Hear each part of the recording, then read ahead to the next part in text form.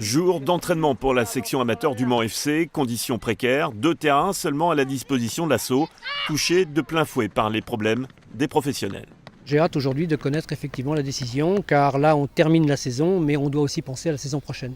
Et donc pour penser à la saison prochaine, il faut avoir tous les éléments sur le plan financier, sur le plan des repreneurs, sur le plan des liens qu'on peut avoir aujourd'hui avec la structure professionnelle.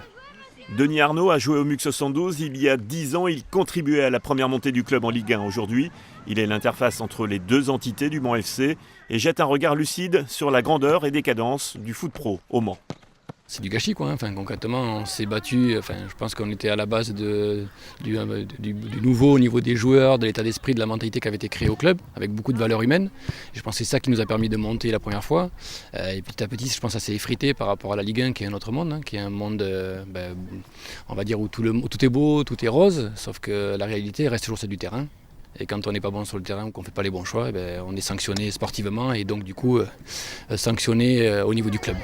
Il manque 75 000 € pour finir la saison et payer les éducateurs, sans compter qu'un dépôt de bilan de la structure pro provoquerait un séisme ou jouer en CFA. Aucun stade n'est habilité pour accueillir cette compétition. Les féminines du club vivent ce scénario depuis 2 ans. C'est marrant que les gens se posent la question uniquement quand on est dans la difficulté. Nous, on se la pose depuis déjà pas mal d'années.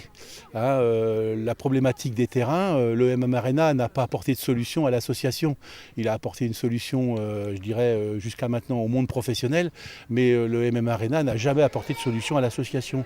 Et pas question de jouer à Bollé, propriété de la mairie. Stade aujourd'hui laissé en friche et inutilisable.